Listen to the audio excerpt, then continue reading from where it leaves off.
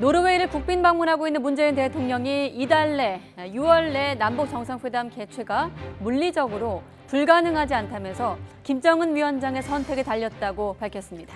또 김 위원장이 트럼프 대통령에게 보낸 친서에도 흥미로운 내용이 있었다고 언급했습니다. 회담 결과 자세히 들어보겠습니다. 임성호 기자. 네, 청와대입니다. 네, 대통령이 어제 오슬로 포럼에서 이달 내 4차 남북 정상회담을 희망한다 이런 얘기를 했는데 개최 가능성에 대한 언급까지 나온 거네요.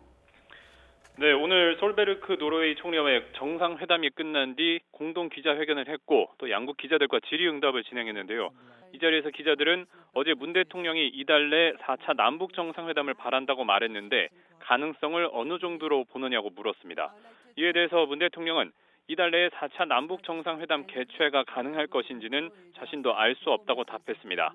다만 지난해 5월 남북이 짧은 기간에 연락해서 판문점에서 정상회담을 연 경험이 있기 때문에 이달 내에 김정을 위원장을 만나는 것이 물리적으로 불가능하지는 않다고 본다고 설명했습니다.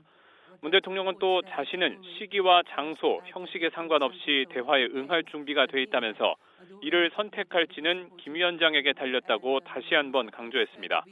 기자들은 또 김정은 위원장이 트럼프 대통령에게 최근 보낸 친서의 내용이 단순히 6.12 1차 싱가포르 북미 정상회담 1주년을 기념하는 것이었는지 아니면 북미 정상의 만남 여부가 구체적으로 담겼는지를 문 대통령에게 물었습니다. 이에 대해서 문 대통령은 미국 측에 알려준 친서의 내용에는 트럼프 대통령이 지금까지 발표하지 않은 흥미로운 내용이 있다고 언급했습니다. 하지만 트럼프 대통령이 발표한 것 이상을 자신이 밝힐 수 없다는 점을 양해해 주기 바란다고 말을 아꼈습니다. 문 대통령은 전날 오슬로 포럼에서 트럼프 대통령과 김 위원장이 조속히 만날 것을 자신이 촉구하고 있다고 밝혔는데요. 이에 따라서 오늘 문 대통령이 언급한 김 위원장 친서의 흥미로운 내용이 북미 정상의 톱다운 외교 재가동을 담고 있는 게 아니냐는 해석도 나오고 있습니다. 네, 한국 노르웨이 정상회담의 합의 내용도 자세히 전해주시죠. 네, 기자들과의 질의응답에 앞서서 한국 노르웨이 두 정상은 정상회담을 갖고 4차 산업혁명 시대를 대비하기 위해 미래지향적이고 실질적인 협력을 강화한다는 데 합의했습니다. 특히 두 나라가 세계 최고 수준의 조선 강국인 점을 고려해서 미래형 친환경 자율주행 선박 개발에 협력하기로 했습니다.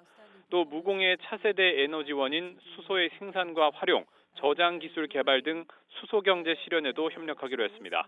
두 정상은 또 양국 과학기술 공동위원회를 설치해서 과학기술 정책을 공유하고 연구자 교류도 확대하기로 했습니다. 이를 통해서 연구 개발을 함께 지원해서 신산업 분야의 혁신 기술 협력을 높여나간다는 계획입니다.